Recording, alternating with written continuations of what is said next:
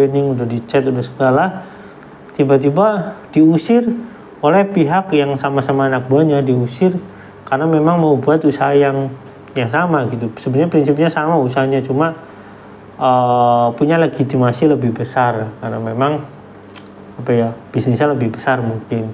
Tiba-tiba diusir dan uang itu ya otomatis hangus gitu ya, sehingga mangkel gitu. Kalau saya itu mangkel dan mungkin dendam, akhirnya karyawan dibiarkan terlunta-lunta, dan karena dibiarkan terlunta-lunta,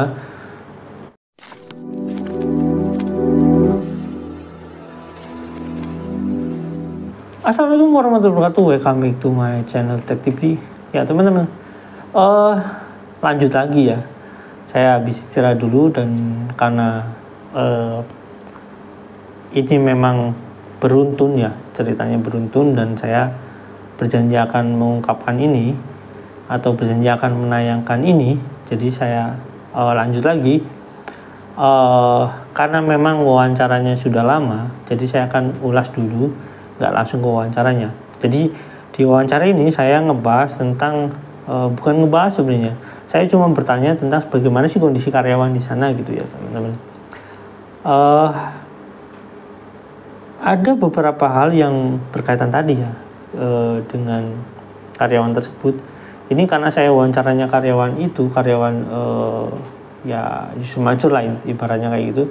Jadi dia tahu persis seluk-beluknya, walaupun kebenarannya ya kembali ke narasumber gitu ya teman-teman. Dan narasumber ini yang katanya sudah diteror gitu dulunya. Tapi saya katakan itu dulu itu saya hanya karena kasihan aja untuk menayangkannya, tapi kewajiban atau hak saya untuk menayangkan itu sebenarnya hak saya, dan kewajiban-kewajiban yang ibaratnya kalau misalkan ini boleh ditayangkan itu sudah saya penuhi kewajibannya kepada dia gitu ya.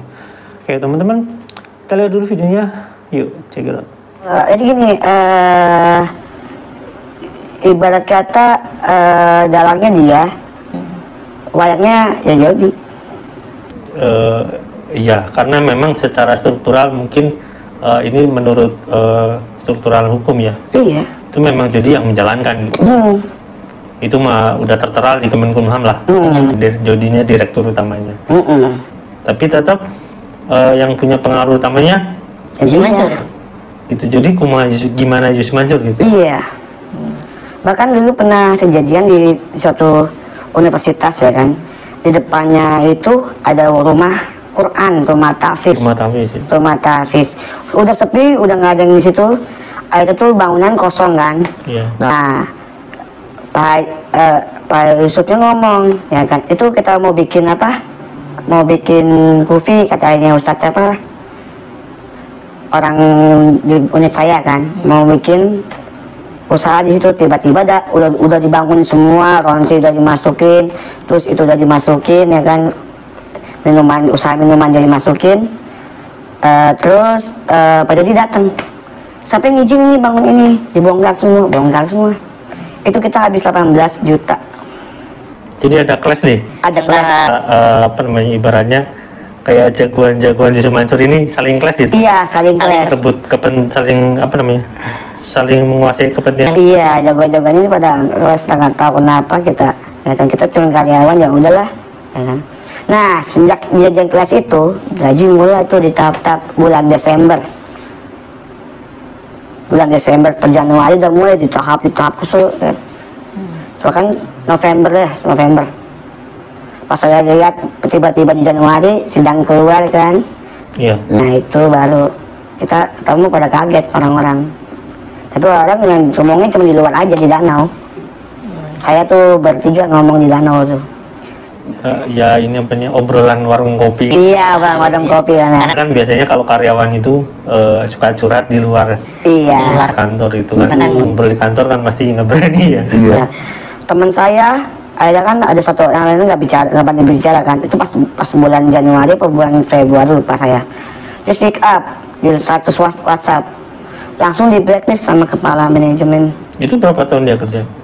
Dia tuh setahun lebih lah. Tiba-tiba dipecat karena komentar itu. Iya. Komentarnya di mana? Di grup, di WhatsApp, status WhatsAppnya dia. Oh, di status WhatsApp dia? Iya. Komentarnya? Ya orang mah kalau dikasih gaji, orang mah kalau mau ada potong gaji itu biasanya sekarang waktu sebulan ya kan. Iya. Nah ini kagak, Jadi cuma, langsung dikat dipotong. jadi ketika bikin status karena mungkin kecewa ya namanya orangnya. Iya, Kawan bikin status iya, dipecat aja. iya pecat. Itu udah jadi karyawan kontrak atau belum? Dia masih udah kontrak. Masih freelance atau udah kontrak? Dia udah mau tanda tangan kontrak sebulannya kan. Jadi itu kan ini menjatuhkan contoh yang tidak baik kan. Di blacklist. Oke. Kasihan. Padahal udah setahun mengabdi tapi belum diangkat-angkat, Iya, malah dipecat. malah dipecat, kacau. Oke, itu teman-teman videonya. Nah, teman-teman, tadi kan ngebahas ini, sekali lagi saya garis bawahi bahwasanya kebenarannya itu ya saya tidak tahu, cuma ini keterangan emang murni dari karyawan itu dan itu bisa dipertanggungjawabkan ya. Jadi dia melihat beberapa contoh kasus ya, beberapa contoh kasus yang dia sendiri berada di lingkungannya, gajinya di tahap gitu ya, dan akhirnya ya resign karena memang gajinya di tahap dan bermasalah gitu ya teman-teman. Nah, ada bersih tegang tadi, katakan ada bersih tegang antara karyawan, kalau saya lihat ya, kalau yang dia ucapkan itu adalah karyawan DBN dengan karyawan, bukan dengan karyawan, maksudnya bersih tegang antara bukan pemilik, lebih tepatnya pengelola DBN dengan pengelola WS gitu. Kenapa? Karena ada rebutan wilayah atau rebutan tempat untuk dijadikan lahan bisnis.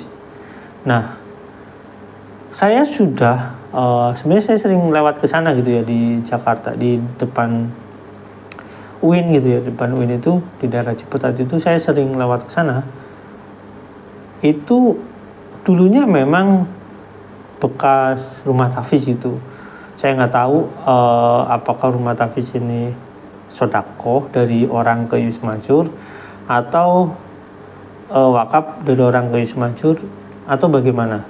Tapi yang jelas perubahan daripada rumah tafis ini kepada bisnis yang tadinya DBN dan ribut-ribut itu dan akhirnya jadi WS itu menghasilkan problematik tersendiri, di mana ya karyawan-karyawannya itu jadinya gajinya di tahap ya teman-teman. Nah, katanya sampai sekarang nggak akur gitu ya, saya nggak tahu lah, pokoknya intinya semua pernyataan ini saya cuma mengutip dari pernyataan dia aja gitu ya. Dan kalau saya lihat itu memang ketika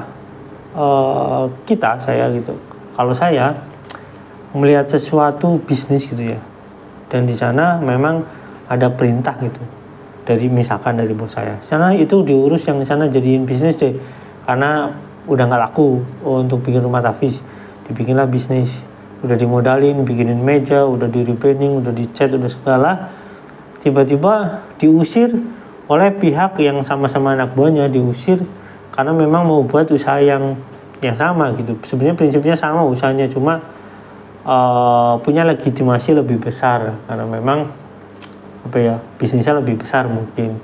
Tiba-tiba diusir dan uang itu ya otomatis hangus gitu ya, sehingga mangkel gitu. Kalau saya itu mangkel dan mungkin dendam, akhirnya karyawan dibiarkan terlunta-lunta, dan karena dibiarkan terlunta-lunta ya ada problem lah, dan itu wajar saja kalau saya nggak bertanya pada orang ini gitu, karena ya apalagi sih, sama-sama berjuang ibaratnya kalau bahasanya, walaupun sama-sama ngambil keuntungan gitu ya. Tapi intinya kalau untuk ya bayar karyawan atau meletakkan karyawan di tempat yang baik itu nggak ada gitu kalau lihat dari posisi ini ya. Tapi untuk kampanye bisa gitu. Jadi ya begitulah faktanya, memang buat kampanye ada itu, bagi-bagi minyak di pasar gitu ya, 1000 liter itu ya uang ya. Kalau misalkan buat bayar karyawan mungkin kan lebih mudah gitu ya. Tapi ya begitulah faktanya teman-teman. sampai di sini, kita akan lanjut lagi di video berikutnya. Dan sebenarnya ceritanya cukup panjang teman-teman. Jadi karena durasi terbatas ya, saya membatasi ini agar teman-teman bisa lebih detail melihat seberapa sih bobroknya sistem yang ada di sana gitu ya, atau seberapa berkorbannya karyawan-karyawan itu yang ada di sana, sehingga ya mungkin di luar kelihatan bagus tapi di dalam hancur-hancurannya, saya nggak tahu. Pokoknya intinya nanti teman-teman lihat sendiri ya. Sampai sini jangan lupa like, share, dan komen, jangan lupa juga share. Wassalamualaikum warahmatullahi wabarakatuh. Bye.